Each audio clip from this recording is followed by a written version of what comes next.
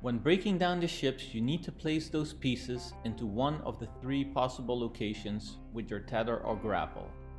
These three are the furnace in red color, the processor in blue color, which can both be found on both sides of the ship, and the barge always below the ship in green color.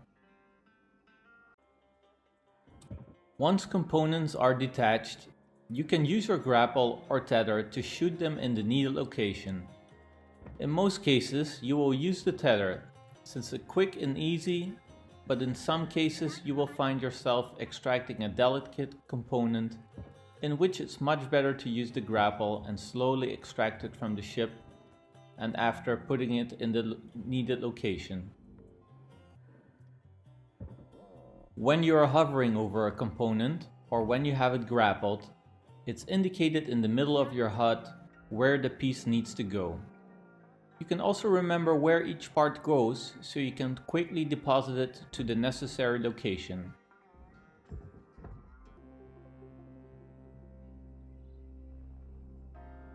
One of the more important things in Hardspace Shipbreaker is to make the ship's pressure match that of the outside.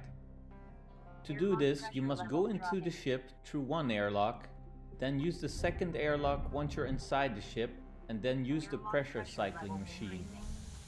After you've used it, use the airlock again to have the outside pressure match that of the inside. Every ship has its own route or multiple routes that you need to figure out if you don't want it to explode while trying to salvage whatever you need without using the airlocks.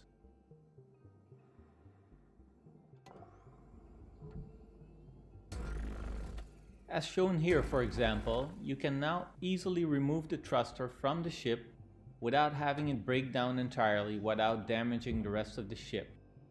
Now you can freely salvage whatever you need, with of course taking into consideration that you don't cut anything that can blow you up.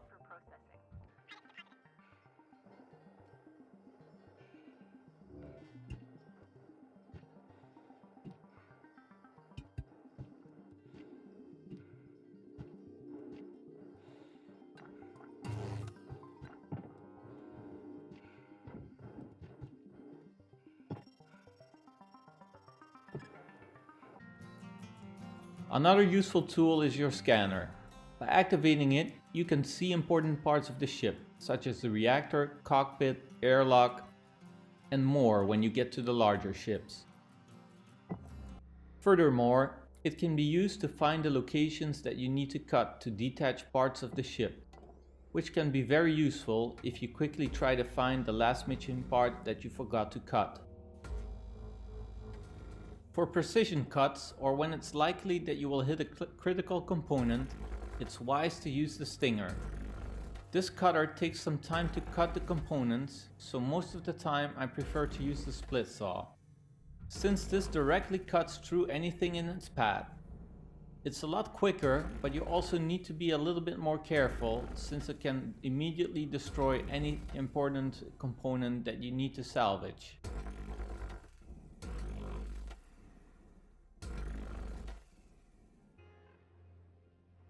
If you are out of air or need additional tethers when salvaging, you need to go back to the platform at your hub.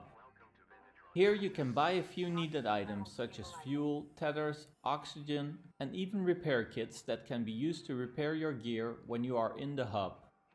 I hope this video gets you started with the basics of the game. I know it can be a little bit difficult at first, but once you get the hang of it, it really is an enjoyable experience.